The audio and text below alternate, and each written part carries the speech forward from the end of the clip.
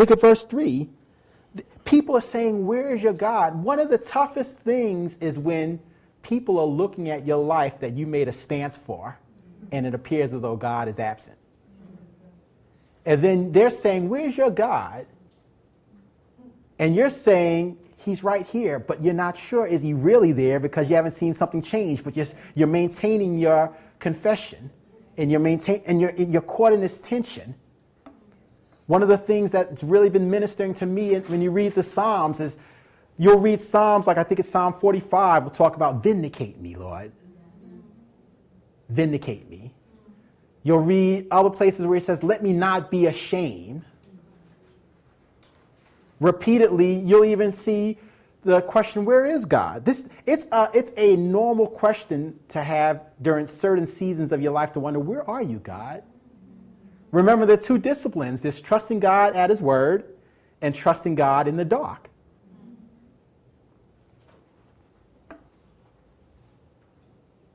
Look at verse 10. Verse 10 talks about, he says, look, as with the breaking of my bone, as with, like an analogy, my enemies reproach me while they say to me all day long, where is your God? Now this man is struggling physically. You know why? Because when you start coming under attack emotionally, and you start coming under attack psychologically, there are times when it can have a physiological impact on you. He's being honest. But notice as he's being honest about what he's experiencing, notice at verse 5 and 6 and 11, he's still talking about, why are you disquieted within me? Wait a minute. I can't, those thoughts are taking me the wrong direction. I got to hope in God. Remember Psalm 27:13, that's our psalm. What would have become of me had I not believed I'd see the goodness of the Lord in the land of the living? In other words, he's teaching us, despite all these things happening to you physiologically, people talking badly about you, feeling God is absent, you've got to maintain your hope. Hope is a confident expectation. It's a stabilizer. Hope we have as an anchor of the soul, sure and steadfast, Hebrews 6:17 through 19 discuss.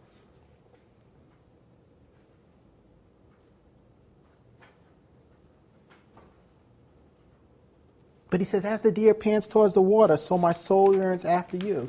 What's he saying? He's saying, even though it seems as though my circumstances aren't changing and all these things are coming against me, I'm going to keep searching for you.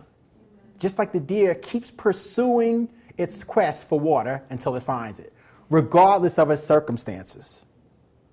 Look at verse 4. Man, this is so honest. I wish we as Christians were as honest as the psalmist was. In verse 4, he says, and when I remember these things, I pour out my soul within me. For I used to go with the multitude. I went with them to the house of God. In other words, he went with them to the church.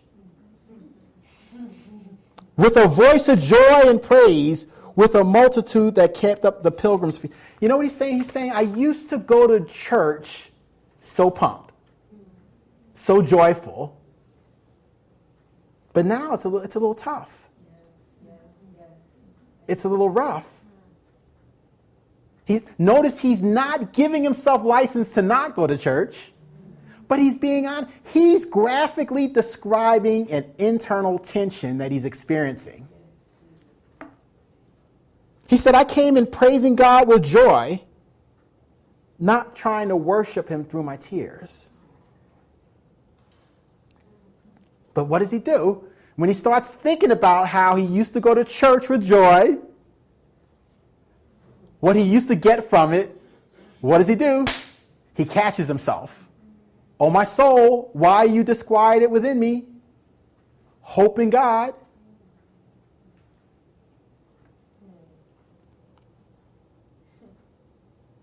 Verse 6, oh my God, oh my soul, why are you disquieted? Therefore I will remember. That's so important. Remember. God gave you your memory, write this down, and your imagination so that you can resize experiences in your mind. Therefore, I will remember.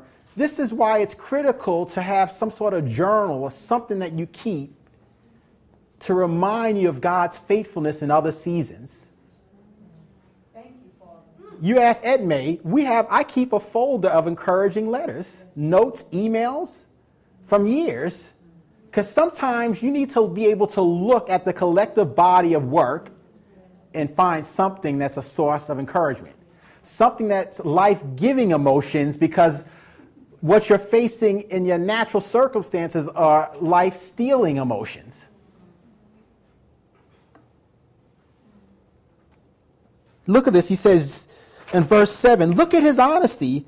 He says, verse 7, deep calls unto deep at the noise of your waterfalls, and all your waves and billows have gone over me. What waves? What's that? See, you could stand up. If you're at the beach and one wave hits you, you're usually good to go. But it's when you get to a part where a wave hits you, then you stand up, then another one hits you, then you lose your balance. I can remember as a child, both my older brothers were skilled swimmers, but growing up in a household with 3 boys and my father, it was like having 4 daredevils. So my brothers, we were at the beach one day, and my brothers who were strong swimmers decided that they were going to go out further than they should. And all of a sudden, my mother and I were at the shore watching them, and we could see that they had gotten in over their head. But the waves started overcoming them so much that it started pulling them out with the tide. And my father had to go out and rescue them. That's a little bit how life is. One wave after the next, and next thing you know, you're being pulled in a direction you never intended to go.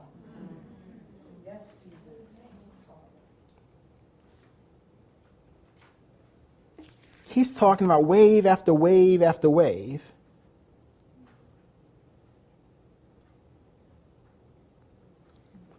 But what's going on throughout this whole text? What's going on throughout this whole text is, despite all this, in the midst of it, he's making the volitional choice. I got to hope in God. He's making the choice. I got to remember. I got to have a list. I got to have some place perhaps it's on my PDA. Perhaps it's on my iPhone. Perhaps it's on my computer. Perhaps it's on a piece of paper in my... But I need to have some place that I can go and I can look and say, 1992, tuition came in for college. 1996, the medical report came out right. 1998, that accident that destroyed my car, I walked away unscarred. 2001, I got that promotion. My whole division, 2003, my whole division got laid off, but they transferred me to another department. 2005, I had the courage to get out of that toxic relationship, and what would have become of me had I stayed with him?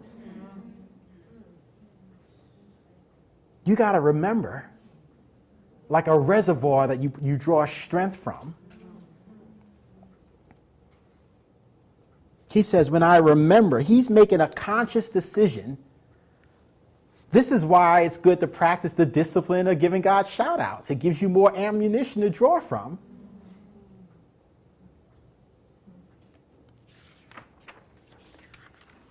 So what did we learn from this text? Life is doing a number on this man, but he's showing us in very practical levels.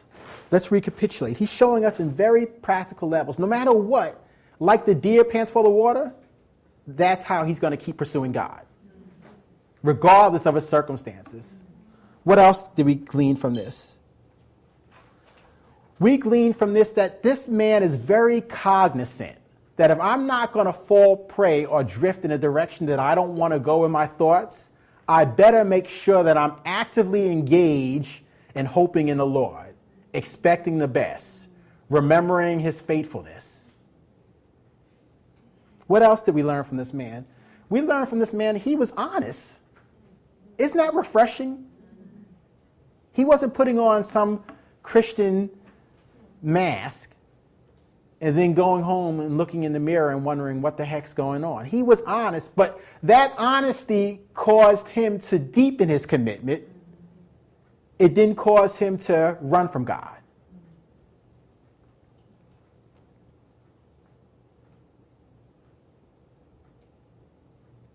And lastly, what can we learn from this man? This whole chapter is useless unless he believes Psalm 27:13.